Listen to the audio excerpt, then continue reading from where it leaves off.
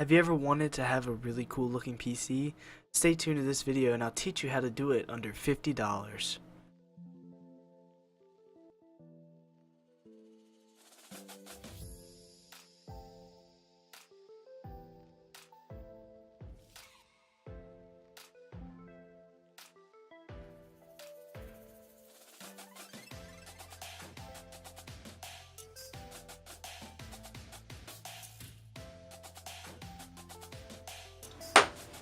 What is going on, everybody? It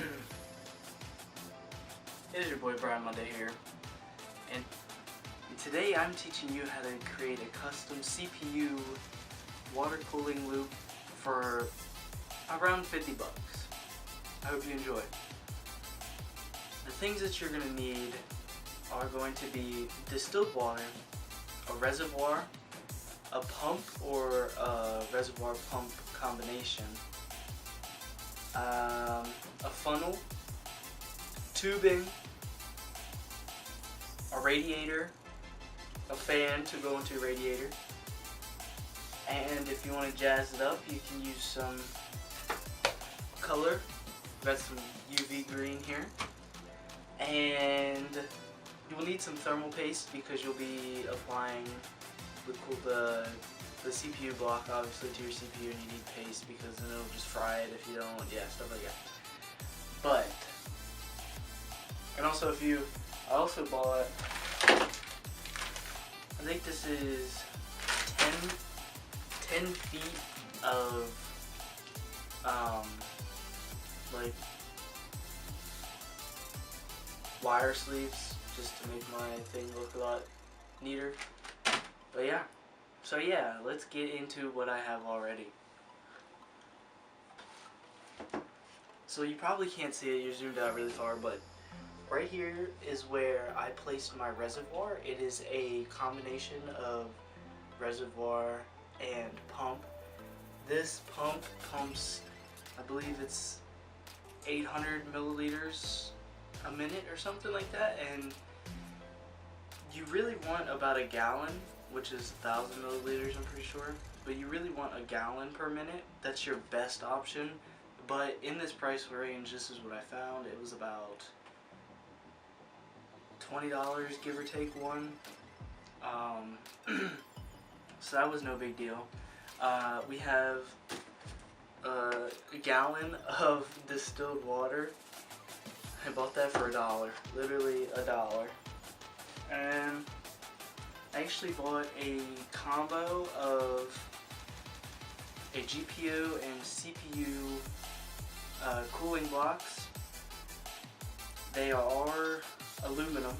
Aluminum is not your best choice. It is probably one of your worst, not worst, but it is not suggested to get aluminum because they tend to deteriorate pretty quickly compared to like copper and those kinds of things, which don't deteriorate very fast or at all. I'm not sure, but we're using this because it is in the budget.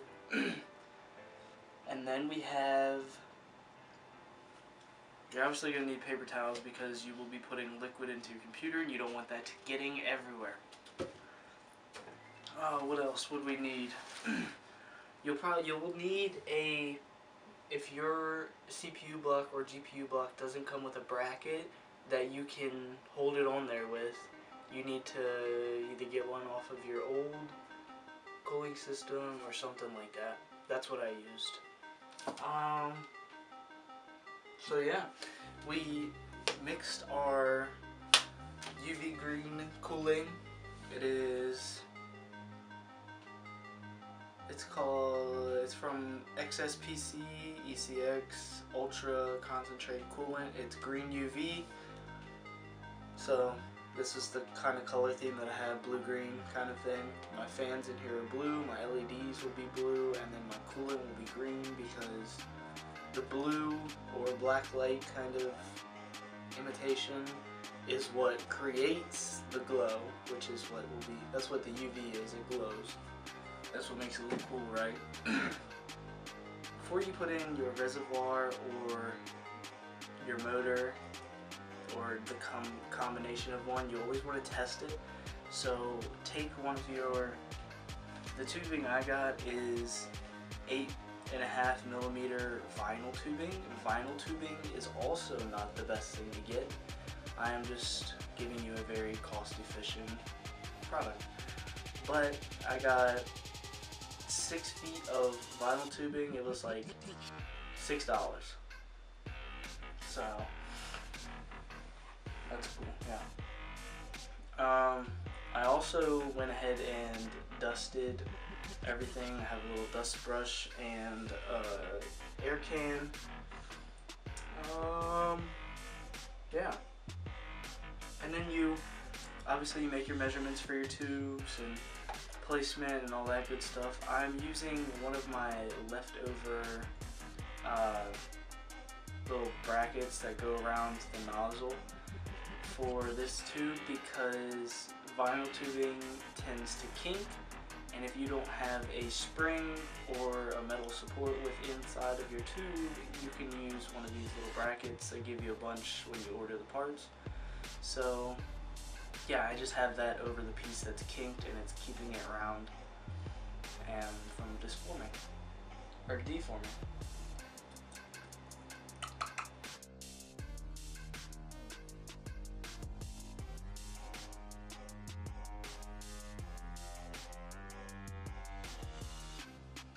You can also make the ends of where the tubing go in or something like that a little moist. That's a really gross word, but yeah. Just so you can slide it on there easier. Just like that. And the further you get it back, the safer you are without getting leaks, even though you know you have these clips and these pieces, but it still doesn't guarantee no leak. So the further it goes back, the safer you are.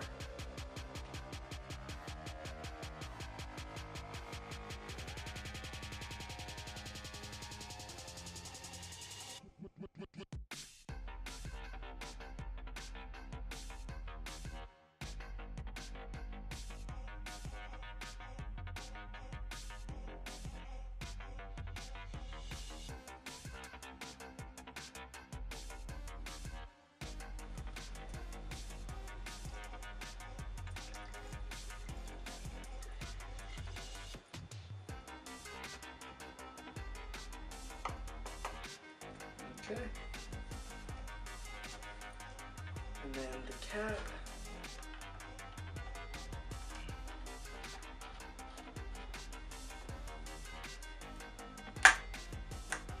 Okay.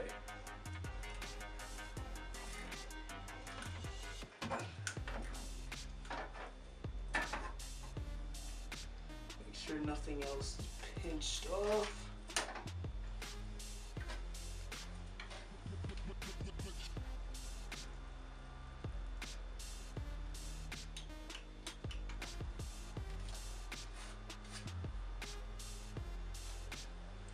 All right.